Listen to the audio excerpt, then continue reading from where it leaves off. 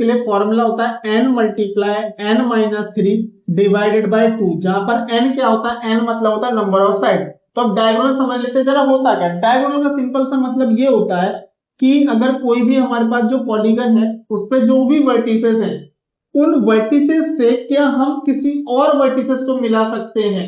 जैसे जैसे कि अगर ये ए बी सी है तो ए से डायरेक्ट रिलेशन है बी के साथ और सी के साथ, तो इसको हम क्या बोल रहे हैं, इसको हम साइड बोल रहे हैं। तो इसमें तो पॉसिबल ही नहीं है, बी से भी सी और ए जुड़ रहा है, सी से भी बी और ए जुड़ रहा है, तो इसमें देखो कुछ भी ऐसा नहीं है जो एक अलग से कोई पॉइंट हो जिसको मैं इसको जोड़ दूं। लेकिन अगर मैं जब क्वाड्रिलेटरल में देखता हूं, ये मैं टाइट आपको पढ़ा रहा था, एक्चुअली टाइप को क्वाड्रिलेटरल पढ़ा था, उसके बीच में मुझे ये बताना पड़ा क्योंकि मैं भूल गया था बताना।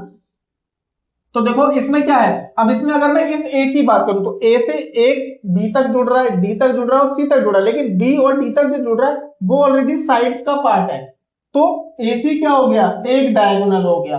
वैसे ही बी से अगर देख लूं तो बी से भी डी को जोड़ पा रहा हूं जो एक्स्ट्रा है, तो बी से डी बी डी भी क्या हो गया, एक दूसरा डायगोनल हो गया। लेकिन बी से डी और डी से बी ये सेम ही तो लाइन है, तो इसलिए इसको एक ही डायगोनल काउंट करेंगे। सेम ऐसे ही ए से बी जोड़ू या सी से ए जोड़ू वो भी एक ही डायगोनल, तो इसमें टोटल नंबर ऑफ डायगोनल कितने हो गए, 2 हो गए। पर फॉर्मूले के अकॉर्डिंग अगर मैं जाऊं यहाँ पर n की वैल्यू अगर 4 रखता हूं तो क्या होगा, देखो 4 मल्टीप्लाई 4 माइनस 3 अपॉन 2 तो कितना आ जाएगा, 2 आ जाएगा। ऐसे अगर मैं पेंटागन में देखूं, देखो एक पेंटागन बनाते हैं, ये अगर एक पेंटागन है, देखो एक diagonal, 2 diagonal, 3 diagonal, 4 diagonal, 5 diagonal, तो देखो फॉर्मूले के अकॉर्डिंग हमारा क्या आना चाहिए, 5 आना चाहिए।